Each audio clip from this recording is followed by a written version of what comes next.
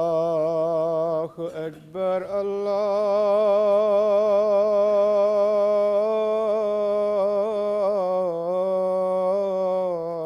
الله أكبر الله أكبر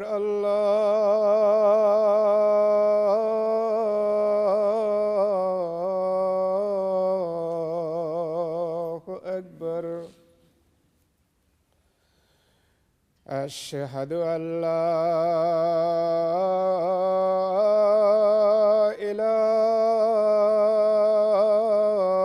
إله إلا الله أشهد أن لا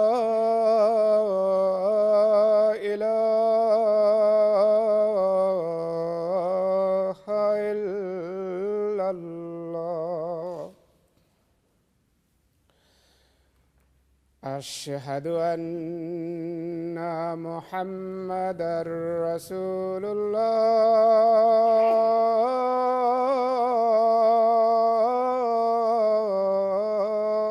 الله أشهد أن محمدًا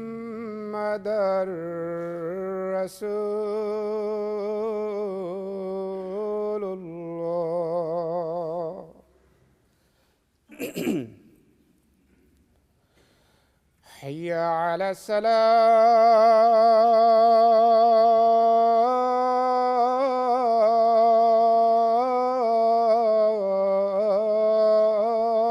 الصلاة حي على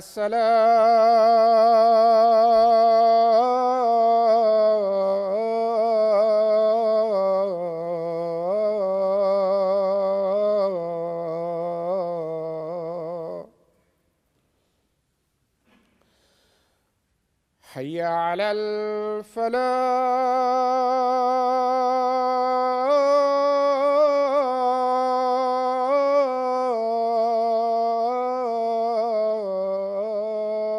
الفلاح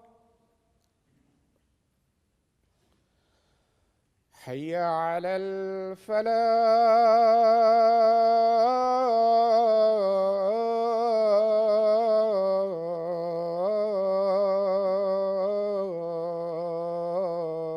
الفلاح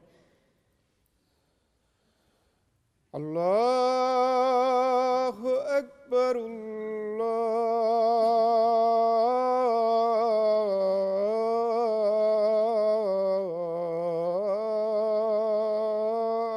الله أكبر لا إله إلا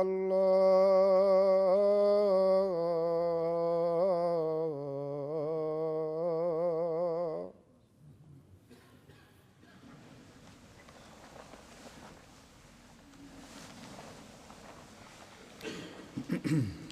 السلام عليكم ورحمة الله.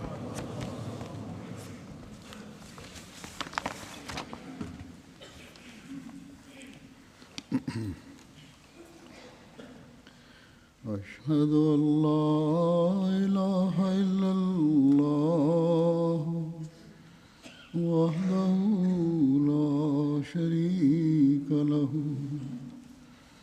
وأشهد أن محمدًا عبده ورسوله أما بعد فأعوذ بالله من الشيطان الرجيم بسم الله الرحمن الرحيم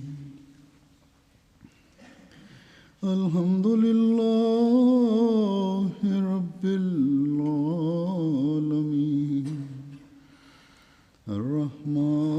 الرحمن الرحيم مالك يوم الدين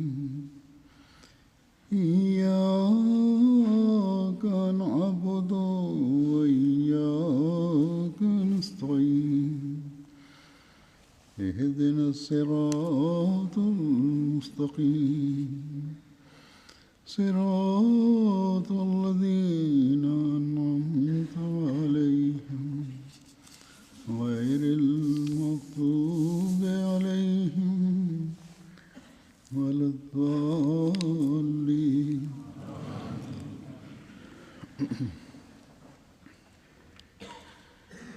حضرت خلیفۃ المسیح اول رضی اللہ عنہ کو جو عشق اور محبت کا تعلق حضرت مسیح موعود علیہ السلام سے تھا، اسے ہر وہ احمدی جس نے آپ کے بارے میں کچھ نہ کچھ پڑھا ہو یا سنا ہو جانتا ہے. حضرت مسیح موعود علیہ السلام سے محض للہ عقد اخوت اور محبت کی کوئی مثال اگر دی جا سکتی ہے تو حضرت مولانا حکیم نور الدین رضی اللہ عنہ کی مثال ہے. اقرار اطاعت کرنے کے بعد اگر اس کے انتہائی معیاری نمونے دکھا کر اس پر قائم رہنے کی مثال کوئی دی جا سکتی ہے تو وہ حضرت مولانا نور الدین کی ہے. تمام دنیاوی رشتوں سے بڑھ کر بیعت کا حق ادا کرتے ہوئے اگر کسی نے حضرت مسیح موعود علیہ السلام سے رشتہ جوڑا تو اس کی اعلیٰ ترین مثال حضرت خلیفۃ المسیح اول کی ہے. خادمانہ حالت کے بے مثال نمونہ اگر کسی نے قائم کیا تو حضرت حکیم الامت مولانا نور الدین نے قائم کیا. حضرت مسیح موعود علیہ السلام کے سامنے عجز و انکسار میں اگر ہمیں کوئی انتہائی اعلیٰ مقام پر نظر آتا ہے تو جماعت احمدیہ کی تاریخ میں اس کا بھی اعلیٰ معیار حضرت خلیفۃ المسیح اول نے قائم کیا. اور پھر امام الزمان حضرت اقدس مسیح موعود علیہ السلام سے وہ اعزاز پایا جو کسی اور کو نہ مل سکا. آپ علیہ السلام نے حضرت خلیفۃ مسیح اول کے بارے میں فرمایا کہ چہ خوشبو دے اگر ہر یک ز امت نور دین بو دے. بس ایک زبردست اعزاز ہے جو کہ زمانے کے امام نے اپنے ماننے والوں کے لیے ہر چیز کا معیار حضرت مولانا نور الدین کے معیار کو بنا دیا کہ اگر ہر ایک نور الدین بن جائے تو ایک انقلاب برپا ہو سکتا ہے. حضرت مسلم موعود رضی اللہ عنہ نے حضرت حکیم مولانا نور الدین خلیفۃ المسیح اول کے بعض واقعات بیان فرمائے ہیں. ان واقعات کو پڑھ کر آقا و غلام، مرشد و مرید کے دو طرفہ تعلق اور محبت کے نمونے نظر آتے ہیں. عاجزی اور انکساری کے نمونے بھی نظر آتے ہیں. اخلاص و وفا کے نمونے بھی نظر آتے ہیں. حضرت خلیفۃ المسیح اول کی قربانیوں کے معیار اور اطاعت کے اعلیٰ ترین نمونے کا ذکر کرتے ہوئے ایک جگہ حضرت مسلم موعود رضی اللہ عنہ نے بیان فرمایا کہ ایک دفعہ جب آپ قادیان آئے تو حضرت مسیح موعود علیہ السلام نے فرمایا مجھے آپ کے متعلق الہام ہوا ہے کہ اگر آپ اپنے وطن گئے تو اپنی عزت کھو بیٹھیں گے. اس پر آپ نے وطن واپس جانے کا نام تک نہ لیا. اس وقت آپ اپنے وطن بھیرا میں ایک شاندار مکان بنا رہے تھے. حضرت مسلم موعود فرماتے ہیں کہ جب میں بھیرا گیا ہوں تو میں نے بھی یہ مکان دیکھا تھا. اس میں آپ ایک شاندار ہال بنوا رہے تھے تاکہ اس میں بیٹھ کر درس دیں اور مطلب بھی کیا کریں. اور مسلم موعود کہتے ہیں کہ موجودہ زمانے کے لحاظ سے، یعنی اس زمانے میں جب یہ بیان ہو رہا ہے، تو مکان زیادہ حیثیت کا نہ تھا، لیکن جس زمانے میں حضرت خلیفۃ مسیح اول نے قربانی کی تھی اس وقت جماعت کے پاس زیادہ مال نہیں تھا. اس وقت اس جیسا مکان بنانا بھی ہر شخص کا کام نہیں تھا. لیکن حضرت مسیح علیہ الصلوۃ والسلام کے ارشاد کے بعد آپ نے واپس جا کر اس مکان کو دیکھا تک نہیں. بعض دوستوں نے کہا بھی کہ آپ ایک دفعہ جا کر مکان تو دیکھائیں، لیکن آپ نے فرمایا کہ میں نے اسے خدا تعالیٰ کے لیے چھوڑ دیا ہے، اب اسے دیکھنے کی کیا ضرورت ہے. پھر حضرت مسلم موعود رضی اللہ عنہ ایک اور واقعہ بیان کرتے ہیں. جب انجمن کے بعض عمائدین اپنے آپ کو عقل کل سمجھنے لگ گئے تھے اور دنیا داری کا رنگ ان پر غالب آ رہا تھا، بہت سے معاملات جب انجمن میں پیش ہوتے تو عموماً حضرت خلیفۃ مسیح اول اور حضرت مسلم موعود کی رائے ایک ہوتی تھی اور بعض دوسرے بڑے سرکردہ ممبران کی مختلف ہوتی تھی. بہرحال ایک ایسے ہی موقع پر ایک انجمن میں سوال پیش ہوا، تعلیم اسلام ہائی اسکول کو بند کرنے کا معاملہ پیش ہوا. حضرت مسلم موعود اس کو بند کرنے کے خلاف تھے. حضرت خلیفۃ المسیح اول کی رائے بھی یہی تھی کہ اس کو بند نہ کیا جائے. اس واقعے کا اس پہ بڑی زوردار بحث ہو رہی تھی. آخر فیصلہ حضرت مسیح علیہ السلام کی خدمت میں پیش ہونا تھا. بہرحال اس کا ذکر کرتے ہوئے حضرت مسلم موعود فرماتے ہیں کہ حضرت مسیح موعود علیہ السلام کی زندگی کے ایام میں بعض لوگوں نے کوشش کی کہ اس اسکول کو توڑ کر صرف عربی کا ایک مدرسہ قائم رکھا جائے، کیونکہ جماعت 2 اسکولوں کے بوجھ برداشت نہیں کر سکتی. اور اس پر اتفاقی جماعت اتنا زبردست تھا، یعنی کہ وہ جو ممبران تھے، مسلم موعود کہتے ہیں جہاں تک میں سمجھتا ہوں شاید 1.5 آدمی اسکول کی تائید میں رہ گیا تھا. ایک تو حضرت خلیفۃ المسیح اول تھے اور حضرت مسلم موعود کہتے ہیں کہ آدھا میں اپنے آپ کو کہتا ہوں، کیونکہ اس وقت میں بچہ تھا. لیکن میں سمجھتا ہوں کہ جو جوش مجھے اس وقت اسکول کے متعلق تھا وہ دیوانگی کی حد تک پہنچا ہوا تھا.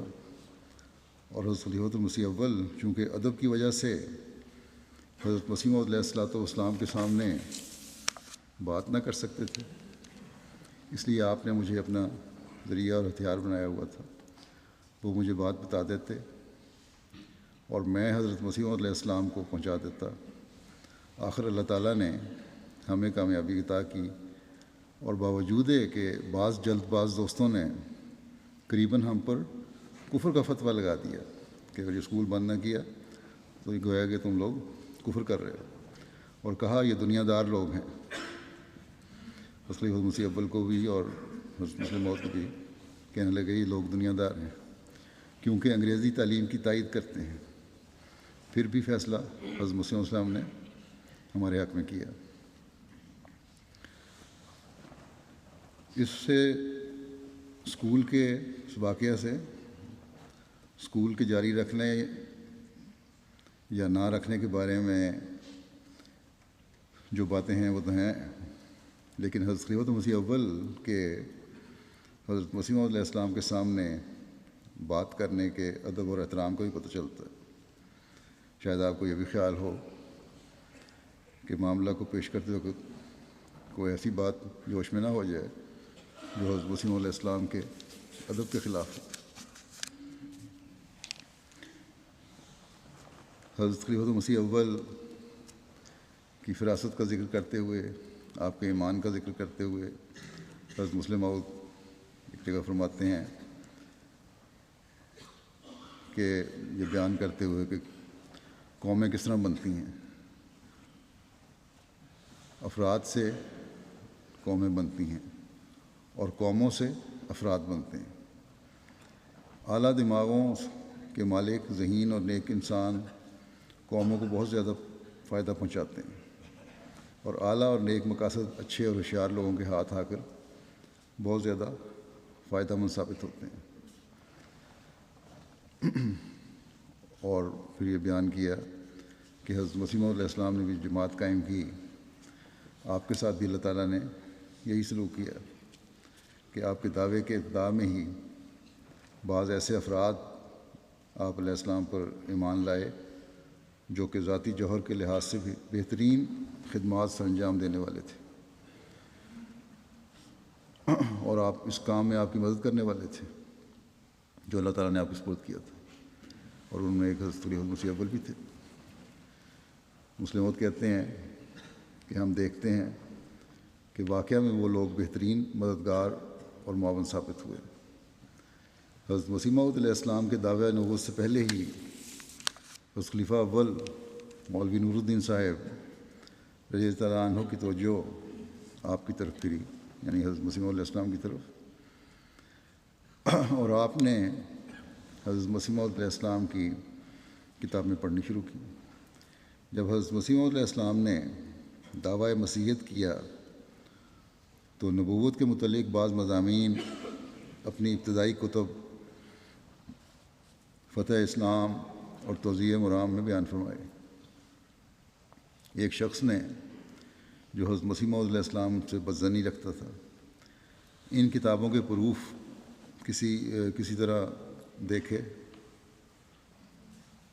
پریس میں جو پڑھے ہوں، وہ جموں گیا اور اس نے کہا آج میں نے مولوی نور الدین صاحب کو مرزا صاحب سے ہٹا دینا ہے۔ اس وقت حضرت خلیفہ اول رضی اللہ عنہ حضرت مسیح موعود علیہ السلام کی بیعت کر چکے تھے۔ دعویٰ مسیحیت حضرت مسیح موعود علیہ السلام نے فتح اسلام اور توضیح مرام کی اشاعت کے زمانے میں کیا، جو بیعت سے تقریباً 2 سال بعد ہوا، اور انہی میں مسئلہ اجرائے نبوت کی بنیاد رکھی۔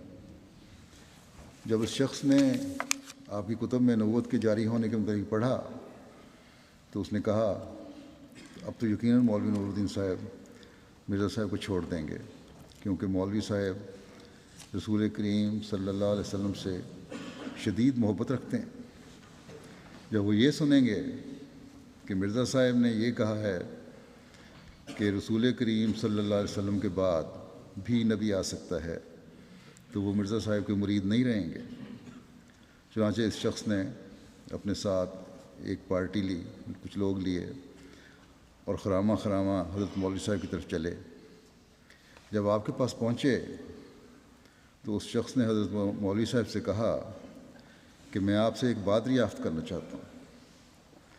آپ نے کہا فرمائیے کیا پوچھنا چاہتے ہیں؟ اس شخص نے کہا کہ اگر کوئی شخص کہے کہ میں اس زمانے کے لیے نبی بنا کر بھیجا گیا ہوں اور رسول کریم صلی اللہ علیہ وسلم کے بعد امت محمدیہ میں نبوت جاری ہے، تو آپ اس کے متعلق کیا خیال کریں گے؟ اس شخص نے تو یہ خیال کیا تھا کہ میں ایک مولوی کے پاس جا رہا ہوں گویا کہ، لیکن اسے یہ معلوم نہیں تھا کہ میں ایک مولوی کے پاس نہیں بلکہ ایک ایسے شخص کے پاس جا رہا ہوں جس سے اللہ تعالیٰ اپنے سلسلے کا کام لینا چاہتا ہے۔ حضرت خلیفہ اول نے فرمایا کہ اس سوال کا جواب تو دعویٰ کرنے والے کی حالت پر منحصر ہے کہ آیا وہ اس دعوے کا مستحق ہے یا نہیں۔ اگر یہ دعویٰ کرنے والا انسان راست باز نہ ہوگا تو ہم اسے جھوٹا کہیں گے، اور اگر دعویٰ کرنے والا کوئی راست باز انسان ہے تو میں یہ سمجھوں گا کہ غلطی میری ہے۔ حقیقت میں نبی آ سکتا ہے۔ حضرت خلیفہ اول رضی اللہ عنہ فرماتے تھے کہ اس شخص نے جب میرا یہ جواب سنا تو وہ اپنے ساتھیوں سے کہنے لگا چلو جی اے بالکل خراب ہو گئے، اب ان سے بات کرنے کا کوئی فائدہ نہیں۔ آپ فرمایا کرتے تھے، اس پر میں نے اسے کہا کہ مجھے یہ تو بتا دو کہ بات کیا تھی. تو اس نے کہا بات یہ ہے کہ آپ کے مرزا صاحب نے یہ دعویٰ کیا ہے کہ مجھ پر اللہ تعالیٰ کا الہام نازل ہوتا ہے اور میں ایک نبی کے مشابہ ہوں. حضرت خلیفہ اول نے اس کی یہ بات سن کر فرمایا کہ بے شک مرزا صاحب نے جو کچھ لکھا ہے وہ درست ہے اور مجھے اس پر ایمان ہے.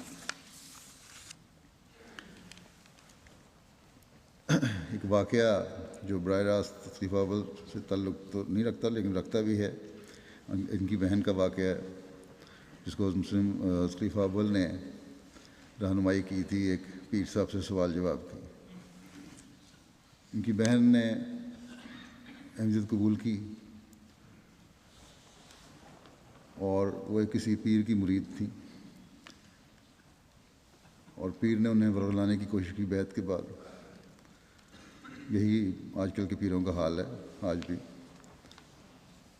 اس کو بیان کرتے ہوئے حضرت مسلم موعود فرماتے ہیں کہ حضرت خلیفہ اول رضی اللہ عنہ کی ایک بہن ایک پیر صاحب کی مرید تھی. وہ قادیان میں آئیں، انہوں نے حضرت مسیح علیہ السلام کی بیعت کر لی. جب واپس گئیں تو ان کے پیر صاحب کہنے لگے کہ تجھے کیا ہو گیا کہ تو نے مرزا صاحب کی بیعت کر لی ہے؟ معلوم ہوتا ہے کہ نور الدین نے تجھ پر جادو کر دیا. وہ آئیں تو حضرت خلیفہ اول رضی اللہ عنہ سے انہوں نے اس کا ذکر کیا. آپ نے فرمایا اگر پھر کبھی پیر صاحب سے ملنے کا اتفاق ہو تو انہیں کہنا کہ آپ کے عمل آپ کے ساتھ ہیں اور میرے عمل میرے ساتھ ہیں. میں نے تو مرزا صاحب کو اس لیے ماننا ہے کہ اگر آپ کو نہ مانا تو قیامت کے دن مجھے جوتیاں پڑیں گی. آپ بتائیں کہ آپ اس دن کیا کریں گے؟ پیر صاحب سے پوچھا. جب وہ واپس گئیں تو انہوں نے پیر صاحب سے جا کر یہی بات کہہ دی. وہ پیر کہنے لگا کہ یہ نور الدین کی شرارت معلوم ہوتی ہے، اسی نے تجھے یہ بات سمجھا کر میرے پاس بھیجا ہے، مگر تمہیں اس بارے میں کسی گھبراہٹ کی ضرورت نہیں. جب قیامت کا دن آئے گا اور پل صراط پر سب لوگ اکٹھے ہوں گے تو تمہارے گناہ میں خود اٹھا دوں گا اور تم دگڑ دگڑ کرتے ہوئے جنت میں چلے جانا. انہوں نے کہا پیر صاحب ہم تو جنت میں چلے گئے، پھر آپ کا کیا بنے گا؟ وہ کہنے لگے جب فرشتے میرے پاس آئیں گے تو میں انہیں لال لال آنکھیں نکال کر کہوں گا کہ کیا ہمارے نانا امام حسین کی شہادت کافی نہیں تھی کہ آج قیامت کے دن ہمیں بھی سزایا جا رہا ہے؟ بس یہ سنتے فرشتے شرمندہ ہو کے دوڑ جائیں گے اور ہم بھی چھلانگے مارتے ہوئے جنت میں داخل ہو جائیں گے.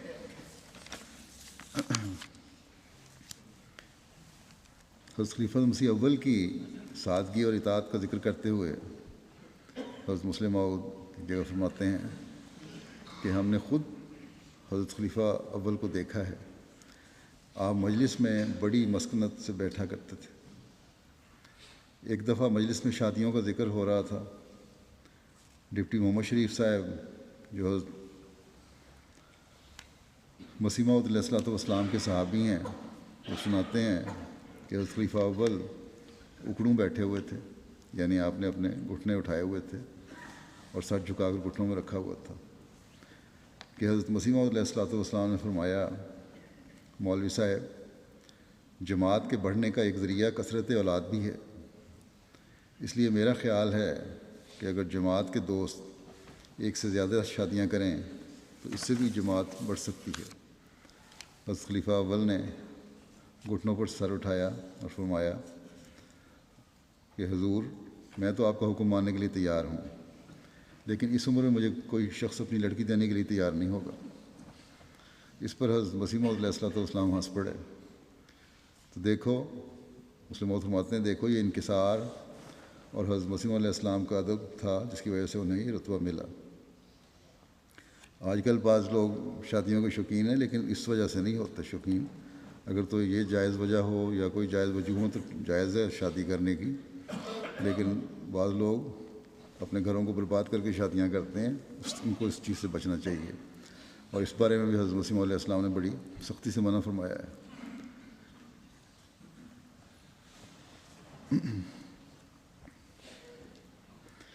پھر حضرت مسلم یہ بات بیان کرنے کے بعد حضرت خلیفہ اول کی حضرت مسلم موعود رضی اللہ عنہ نے یہ ذکر کیا کہ آپ کے بچوں میں سے بعض نے خلافت و جماعت کے بارے میں غلط رویہ اختیار کیا، لیکن اب بھی جماعت آپ کا یعنی حضرت خلیفہ اول کا احترام کرنے پر مجبور ہے اور آپ کے لیے دعائیں کرتی ہے، اور اللہ تعالیٰ نے ہمارے دلوں میں اس انکسار اور محبت کی جو آپ کو حضرت مسیح علیہ الصلوۃ والسلام سے تھی وہ عظمت ڈالی ہے کہ باوجود اس کے کہ بعض بیٹوں نے غلط رویہ اختیار کیا، پھر بھی ان کے باپ کی محبت ہمارے دلوں سے نہیں جاتی، پھر بھی ہم انہیں اپنی دعاؤں میں یاد رکھتے ہیں اور کہتے ہیں کہ اللہ تعالیٰ ان کے درجات کو بلند کرے، کیونکہ انہوں نے اس وقت حضرت مسیح علیہ السلام کو مانا جب ساری دنیا آپ کی مخالف تھی۔ بس حضرت خلیفۃ مسیح اول کا ایک مقام ہے جو ہمیشہ قائم رہے گا۔ اس میں بیان کردہ حضرت مسیح علیہ السلام کی اس بات کہ جماعت کی تعداد بڑھانے کا ایک ذریعہ کثرت اولاد بھی ہے، اس کے بارے میں حضرت مسلم موعود کا یہ بھی بیان ہے جو ان کے اپنے حضرت مسلم موعود کے بارے میں یا حضرت مسیح موعود کی اولاد کے بارے میں ہے۔ اب فرماتے ہیں کہ حضرت مسیح موعود علیہ السلام نے جب ہماری شادیوں کی تجویز فرمائی تو سب سے پہلے یہ سوال کرتے تھے کہ فلاں صاحب کے ہاں کتنی اولاد ہے، وہ کتنے بھائی ہیں، آگے ان کی کتنی اولاد ہے۔ مسلم موعود کہتے ہیں کہ مجھے یاد ہے کہ جس جگہ میاں بشیر احمد صاحب کی شادی کی تاریخ ہوئی اس کے متعلق حضرت مسیح موعود علیہ السلام نے دریافت فرمایا کہ اس خاندان کی کس قدر اولاد ہے، اور جب آپ کو معلوم ہوا کہ 7 لڑکے ہیں تو حضرت مسیح موعود علیہ السلام اور تمام باتوں پر غور کرنے سے پہلے فرمانے لگے کہ بہت اچھا ہے، یہیں شادی کی جائے۔ فرماتے ہیں کہ میری اور میاں بشیر احمد صاحب کی شادی کی تجویز اکٹھی ہی ہوئی تھی، ہم دونوں کی شادی کے وقت حضرت مسیح موعود علیہ السلام نے یہی دریافت فرمایا کہ معلوم کیا جائے کہ یہاں رشتے تجویز ہوئے ہیں، ان کے ہاں اولاد کتنی ہے، کتنے لڑکے ہیں، کتنے بھائی ہیں۔ تو جہاں آپ نے اور باتوں کو دیکھا وہاں ولودن کو مقدم رکھا۔ مسلم کہتے ہیں اب بھی بعض لوگ جو مجھ سے مشورہ لیتے ہیں میں ان کو یہی مشورہ دیتا ہوں کہ دیکھو جہاں رشتے تجویز ہوئے ہیں ان کے ہاں کتنی اولاد ہے۔ آج کل کی دنیا میں فیملی پلاننگ کی بہت زیادہ زور دیا جاتا ہے، اور لیکن ایسے ممالک جہاں اسے بہت زور دیا گیا ان میں اب یہ احساس بڑھ رہا ہے کہ یہ غلط ہے۔ جب انسان قانونی قدرت سے لڑنے کی کوشش کرتا ہے تو مسائل پیدا ہوتے ہیں۔ ایک لمبے عرصے تک چین نے اپنے شہریوں پر پابندی لگا دی تھی کہ ایک سے زیادہ بچہ نہ ہو ورنہ جرمانہ یا سزا بھی ہوگی، اور ایسے بھی واقعات ہوئے وہاں کہ لوگوں نے یا اپنے بچے ضائع کر دیے یا ان کو پیدائش کے بعد مار دیا، لیکن اب اس کا احساس ان لوگوں میں پیدا ہوا ہے اور اب انہوں نے اس کو پابندی کو اٹھایا ہے۔ کیوں؟ اور بعض دوسرے ممالک بھی ہیں جہاں یہ پابندی ہے، اور اب یہ کہا جا رہا ہے کہ اگر یہ پابندی جاری رہی تو ان ملکوں میں کچھ عرصے کے بعد افرادی قوت بالکل ختم ہو جائے گی، ان کو کام کرنے والے نہیں ملیں گے۔ آئندہ نسل جو ہے اس میں اتنا بڑا گیپ آ جائے گا کہ بیچ میں اس وقفے کو غیروں کے ذریعے سے پر کرنا پڑے گا۔ چنانچہ اب یہ پالیسیاں اپنے بدل رہے ہیں، اور یہی نتیجہ ہوتا ہے جب اللہ تعالیٰ کے قانون سے انسان لڑنے کی کوشش کرے اور اپنے آپ کو عقل کل سمجھے۔ اب ان کو یہ فکر پیدا ہو گئی ہے کہ ہماری جو نسلوں میں اتنا ایک نسل سے دوسری نسل تک اتنا خلا پیدا ہو جائے گا کہ اس کو پر کرنا پتہ نہیں کس طرح کیا جائے گا، اور اس کی وجہ سے پھر قوموں کو نقصان ہوگا۔ بہرحال یہ ضمنی بات بیچ میں آئی۔ حضرت مسلم موعود رضی اللہ عنہ خلیفۃ مسیح اول کے اخلاص، عاجزی اور سادگی کا ایک اور واقعہ بیان کرتے ہیں۔ فرماتے ہیں کہ خدمت کے لیے مختلف سامانوں کی ضرورت ہوتی تھی، کھانا پکوانے کی ضرورت ہوتی تھی۔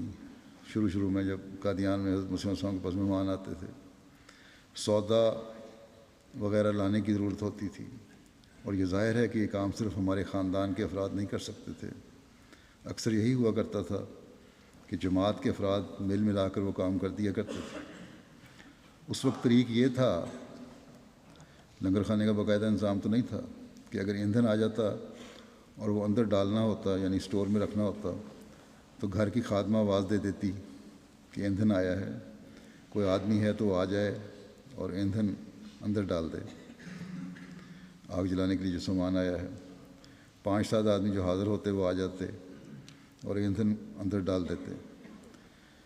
2-3 دفعہ ایسا ہوا کہ کام کے لیے باہر خادمہ نے آواز دی مگر کوئی آدمی نہ آیا۔ ایک دفعہ لنگر خانے کے لیے اپلوں کا ایک گڈھا آیا، وہ جو جلانے کے لیے استعمال کیا جاتا ہے، اپلے۔ بادل بھی آیا ہوا تھا، خادمہ نے آواز دی تاکہ کوئی آدمی مل جائے تو وہ اپلوں کو اندر رکھوا دے، مگر اس کی آواز کی طرف کسی نے توجہ نہ کی۔ حضرت مسلم موعود کہتے ہیں کہ میں نے دیکھا کہ خلیفہ اول اس مسجد اقصیٰ سے قرآن کریم کا درس دے کر واپس تشریف لا رہے تھے۔ آپ اس وقت خلیفہ نہیں تھے، مگر علم دینیات، تقوی اور طب کی وجہ سے آپ کو جماعت میں ایک خاص پوزیشن حاصل تھی اور لوگوں پر آپ کو بہت اثر تھا۔ آپ درس سے فارغ ہو کر گھر جا رہے تھے کہ خادمہ نے آواز دی اور کہا کہ کوئی آدمی ہے تو آ جائے، بارش ہونے والی ہے، ذرا اپلے اٹھا کر اندر ڈال دے، لیکن کسی نے توجہ نہ کی۔ آپ نے جب دیکھا کہ خادمہ کی آواز کی طرف کسی نے توجہ نہیں کی تو آپ نے فرمایا، اچھا آج ہم ہی آدمی بن جاتے ہیں۔ یہ کہہ کر آپ نے اپلے اٹھائے اور اندر ڈالنے شروع کر دیے۔ ظاہر ہے کہ جب شاگرد استاد کو اپلے اٹھاتے دیکھے گا تو وہ بھی اس کے ساتھ ہی وہی کام شروع کر دے گا، چنانچہ اور لوگ بھی آپ کے ساتھ شامل ہو گئے، کام کرنے لگے اور اپلے اندر ڈال دیے۔ حضرت مسلم موعود کہتے ہیں مجھے یاد ہے میں نے 2-3 مختلف مواقع پر آپ کو ایسا کرتے دیکھا، اور جب بھی آپ ایسے اٹھانے لگتے اور لوگ بھی آپ کے ساتھ شامل ہو جاتے۔ پھر حضرت خلیفہ مسیح اول کا حضرت مسیح موعود علیہ السلام سے جو عشق تھا اس کی مثال دیتے ہوئے آپ فرماتے ہیں کہ حضرت خلیفہ المسیح اول رضی اللہ تعالیٰ عنہ کی عادت تھی جب آپ بہت خوش ہوتے اور محبت سے حضرت مسیح موعود علیہ السلام کا ذکر کرتے تو مرزا کا لفظ استعمال کرتے اور فرماتے ہیں کہ ہمارے مرزا کی یہ بات ہے۔ ابتدائی ایام میں جب کہ حضرت مسیح موعود علیہ السلام کا ابھی دعویٰ نہیں تھا، چونکہ آپ کے حضرت مسیح موعود علیہ السلام سے تعلقات تھے، اسی لیے اس وقت سے یہ لفظ آپ کی زبان پر چڑھے ہوئے تھے۔ کئی نادان اس وقت اعتراض کیا کرتے تھے اور کہتے تھے کہ حضرت مولوی صاحب کے دل میں نعوذ باللہ حضرت مسیح موعود علیہ السلام کا ادب نہیں ہے۔ حضرت مسیح موعود علیہ السلام کے زمانے میں آپ کو لوگ عام طور پر یعنی خلیفہ اول کو مولوی صاحب یا بڑے مولوی صاحب کہا کرتے تھے۔ مسلم موعود کہتے ہیں میں نے خود کئی دفعہ یہ اعتراض لوگوں کے منہ سے سنا ہے اور حضرت مولوی صاحب کا اس کا جواب دیتے ہوئے بھی سنا ہے۔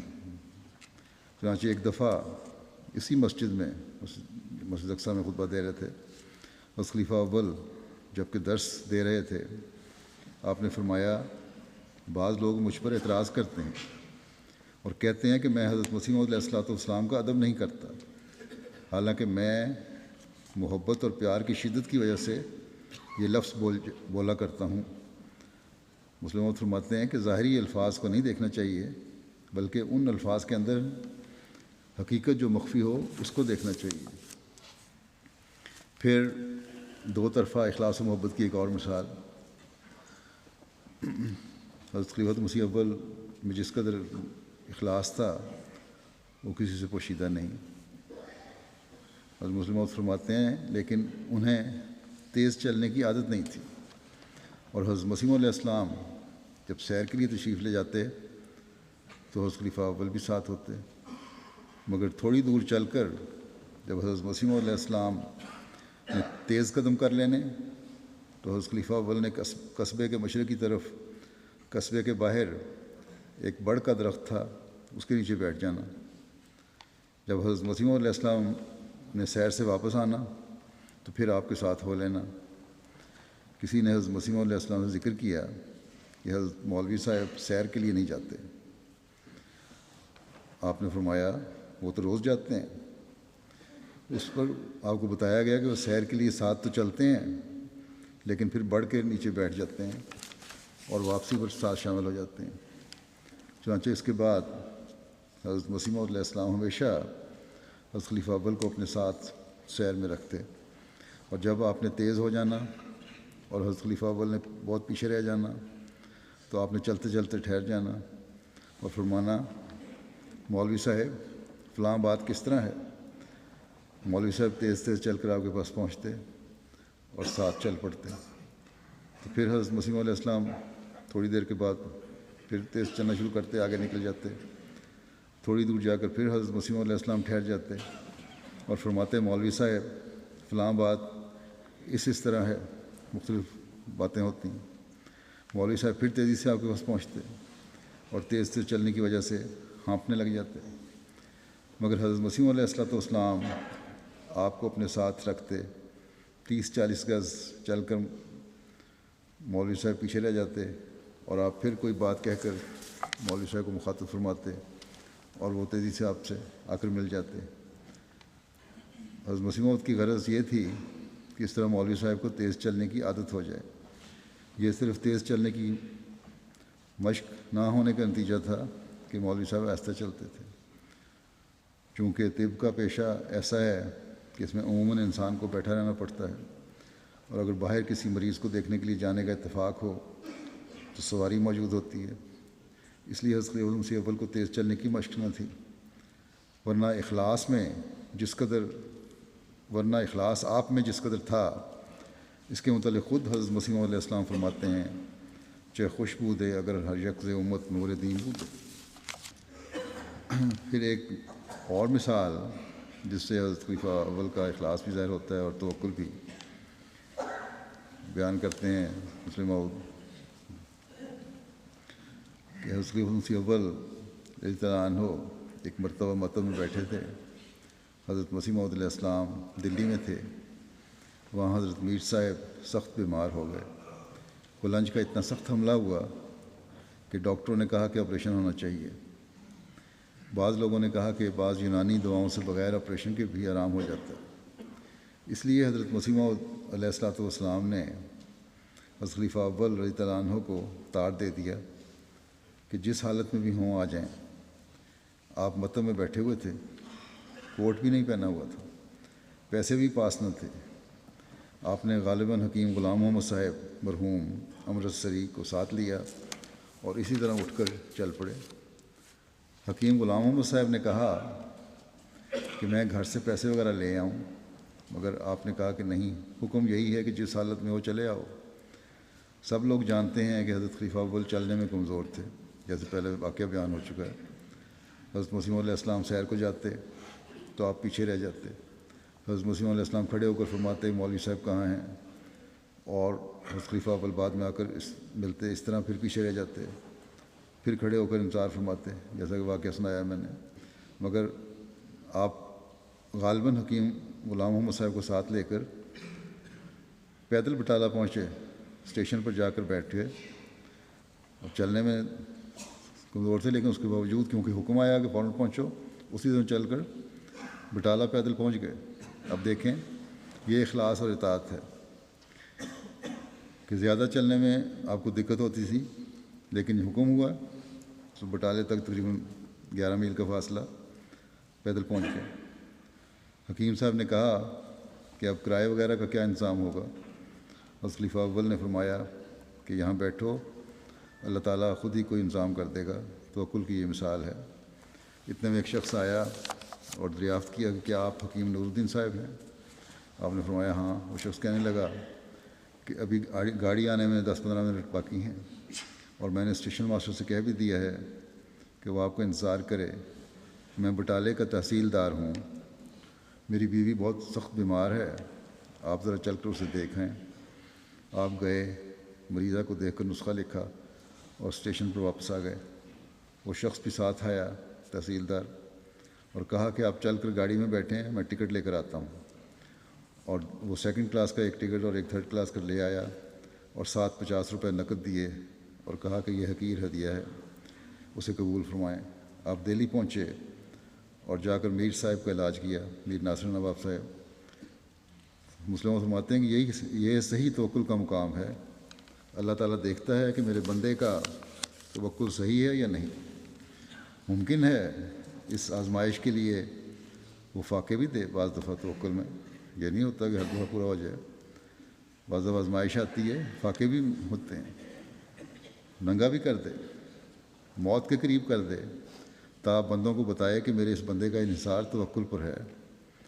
بعض اوقات ایسا ہوتا ہے، مسلم فرماتے ہیں کہ ایسا بعض اوقات ہوتا ہے کہ لنگوٹی باندھنی پڑتی ہے، دھجیاں لٹکنے لگتی ہیں، اور بعض کو اس کی مدد کے لیے اس طرح ننگا دکھا کر الہام کرتا ہے، بعض کو لفظی الہام سے بھی مدد کا حکم دیتا ہے، مگر بعض کو اس کی حالت دکھا کر تحریک کرتا ہے۔ مگر توکل کے صحیح مقام پر جو لوگ ہوتے ہیں وہ کسی سے منہ سے مانگتے نہیں، لوگوں کی تو جو اس طرح پھیر دیتا ہے اللہ تعالیٰ انتظام کر دیتا ہے، لیکن وہ خود جن کو توکل ہوتا ہے اللہ پہ، وہ خود کسی کے پاس نہیں جاتے، بلکہ اللہ تعالیٰ خود بھیجتا ہے ان کی ضروریات پوری کرنے کے لیے۔ تو یہ توکل کا ایک بہت اعلیٰ مقام ہے جو آپ کو حاصل تھا۔ ایک جگہ حضرت مسلم موعود رضی اللہ عنہ اس بات کو بیان کرتے ہوئے کہ حضرت خلیفۃ المسیح اول کا جو مقام تھا اس میں بہت اعلیٰ مقام تھا، بہت بلند مقام تھا، بڑے ولی اللہ تھے، لیکن اس میں غلو بھی نہیں ہونا چاہیے۔ جو اتنا نہ ہو کہ اس کو بڑھا دو کہ انتہائی ایسے مقام پہ لے جاؤ جہاں مبالغہ ہونا شروع ہو جائے۔ تو آپ فرماتے ہیں کہ جو ان کی اولاد میں سے بعض نے یہ مبالغہ کرنے کی کوشش کی، اور بعض غیر مباح بھی یہ مبالغہ کرتے ہیں، لیکن غیر مباحین جو ہیں یہ آپ کی محبت میں نہیں کرتے، بلکہ ان کا مقصد اپنا مقصد حاصل کرنا ہے۔ لیکن حضرت مسلم موعود رضی اللہ عنہ فرماتے ہیں کہ سچائی کے اظہار سے بھی نہیں رکنا چاہیے۔ حضرت مسیح موعود علیہ السلام نے سچائی کا اظہار بھی کیا ہے اور آپ کے مقام کو بھی بلند کیا ہے۔ چنانچہ حضرت مسلم موعود فرماتے ہیں کہ بے شک محمد رسول اللہ صلی اللہ علیہ وسلم نے ابو بکر کی بڑی تعریف فرمائی رضی اللہ عنہ، جس طرح حضرت مسیح موعود علیہ السلام نے حضرت مولوی نور الدین صاحب کی بڑی تعریف فرمائی۔ مگر قرآن اس لیے نہیں اترا تھا کہ حضرت ابو بکر رضی اللہ عنہ کی عزت قائم کی جائے، نہ حضرت مسیح موعود علیہ السلام کے الہامات میں یہی کہیں ذکر آتا ہے کہ ہم نے تجھے اس لیے مبعوث کیا ہے کہ تو نور الدین کی عزت قائم کرے۔ ہاں، جو سچائی اور حقیقت تھی اس کا آپ نے اظہار کر دیا۔ مثلا آپ نے فرمایا چہ خوشبو دے اگر یہ ہر یک ز امت نور دین دے، مگر یہ تو ایک سچائی ہے جو کہنی چاہیے تھی۔ جس نے قربانی کی ہو، اور حضرت خلیفہ اول نے بڑی قربانیاں کی ہیں، اس کی قربانی کا اظہار نہ کرنا ناشکری ہوتی ہے۔ مجھے یاد ہے، مسلم موعود کہتے ہیں کہ مجھے یاد ہے کہ ایک دفعہ ایک مریض آیا اور اس نے ذکر کیا کہ مولوی صاحب سے میں نے علاج کروایا تھا جس سے مجھے بڑا فائدہ ہوا۔ حضرت مسیح موعود علیہ السلام اس دن بیمار تھے، مگر جب آپ نے یہ بات سنی تو آپ اسی وقت اٹھ کر بیٹھ گئے اور حضرت اماں جان رضی اللہ عنہا سے فرمانے لگے کہ اللہ تعالیٰ ہی مولوی صاحب کو تحریک کر کے یہاں لایا ہے، اور اب ہزاروں لوگ ان سے فائدہ اٹھا رہے ہیں۔ اگر مولوی صاحب یہاں نہ آتے تو ان لوگوں کا کس طرح علاج ہوتا؟ بس مولوی صاحب کا وجود بھی خدا تعالیٰ کا بہت بڑا احسان ہے. یہ شکر گزاری تھی لیکن غلب نہیں تھا. اس خلیفۃ مسیح اول کی عاجزی کی جو انتہا تھی اس کا ذکر ایک صحابی کے حوالے سے حضرت مسلم موعود نے کیا ہے. کہتے ہیں ایک صحابی کا واقعہ بیان کرتے ہیں. وہ بیان کرتے ہیں کہ میں ایک دفعہ حضرت مسیح موعود علیہ السلام سے کو ملنے کے لیے آیا. آپ مسجد مبارک میں بیٹھے تھے اور دروازے کے پاس جوتیاں پڑی تھیں. ایک آدمی سیدھے سادھے کپڑوں والا آ گیا اور آ کر جوتیوں میں بیٹھ گیا. یہ صحابی کہتے ہیں کہ میں نے سمجھا کہ یہ کوئی جوتی چور ہے. چنانچہ میں نے اپنی جوتیوں کی نگرانی شروع کر دی کہیں وہ لے کر بھاگ نہ جائے. کہنے لگے اس کے کچھ عرصے کے بعد حضرت مسیح موعود علیہ السلام فوت ہو گئے اور میں نے سنا کہ آپ کی جگہ کوئی اور شخص خلیفہ بن گیا ہے. اس پر میں بیعت کرنے کے لیے آیا. جب میں نے بیعت کے لیے اپنا ہاتھ بڑھایا تو کیا دیکھتا ہوں کہ وہ وہی شخص تھا جس کو میں نے اپنی بے وقوفی سے جوتی چور سمجھا تھا، یعنی حضرت خلیفہ اول. اور میں اپنے دل میں سخت شرمندہ ہوا. آپ کی عادت تھی کہ آپ جوتیوں میں آ کر بیٹھ جاتے تھے. حضرت مسیح موعود علیہ السلام آواز دیتے تو آپ ذرا آگے آ جاتے. پھر جب کہتے کہ مولوی نور الدین صاحب نہیں آئے تو پھر کچھ اور آگے آ جاتے. اس طرح بار بار کہنے کے بعد کہیں وہ آگے آتے تھے. تو یہ صحابی پھر بیان کرتے ہیں کہ میں ان کی اولاد کو بھی کہا کرتا تھا کہ یہ مقام جو انہوں نے حاصل کیا اس طرح عاجزی سے حاصل کیا تھا انہوں نے. بہرحال یہ تھی آپ کی عاجزی. اس شخص کی عاجزی جو علم و معرفت میں بھی انتہا کو پہنچا ہوا تھا، جو ہندوستان کے چوٹی کے حکماء میں سے تھا، جس کو حضرت مسیح موعود علیہ السلام نے بہت بڑے عظیم اعزاز سے نوازا.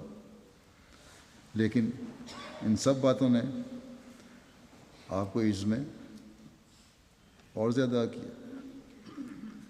اللہ تعالیٰ آپ کے درجات بلند فرماتا چلا جائے اور آپ کے نام پر فساد پیدا کرنے والوں کو بھی عقل دے اور سمجھ دے، اور ہمیں بھی حضرت مسیح علیہ السلام کی خواہش کے مطابق اس نمونے سے سبق حاصل کرنے کی توفیق عطا فرمائے. آج ماریشس جلسہ سالانہ بھی ہو رہا ہے اور ماریشس میں جماعت احمدیہ قائم ہوئے 100 سال ہو چکے ہیں. وہ اپنی سینٹینری منا رہے ہیں. اللہ تعالیٰ ان کا یہ جلسہ بھی ہر لحاظ سے ببرکت کرے اور یہ 100 سال آئندہ وہاں نئی ترقیات کا پیش خیمہ ثابت ہوں اور نئے سے نئے منصوبے کریں. وہاں بعض فسادی لوگ بھی ہیں، اللہ تعالیٰ ان سے بھی جماعت کو محفوظ رکھے اور ہر شر سے بچائے اور ہر لحاظ سے جلسے کو اور ان کے پروگراموں کو بابرکت فرمائے.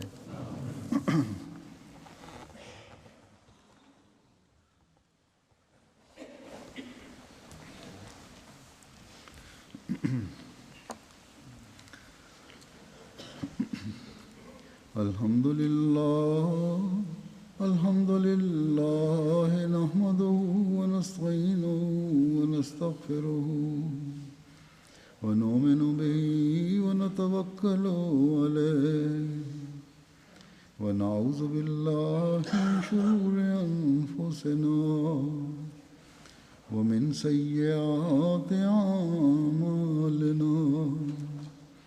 من يهده الله فلا مضل له ومن يضلله فلا هادي له. ونشهد أن لا إله إلا الله ونشهد أن محمدا عبده ورسوله. عباد الله رحمكم الله، إن الله يأمر بالعدل والإحسان وإيتاء ذي القربى وينهى عن الفحشاء والمنكر والبغي يعظكم لعلكم تذكرون. اذكروا الله يذكركم وادعوه يستجب لكم ولذكر ذکر اللہ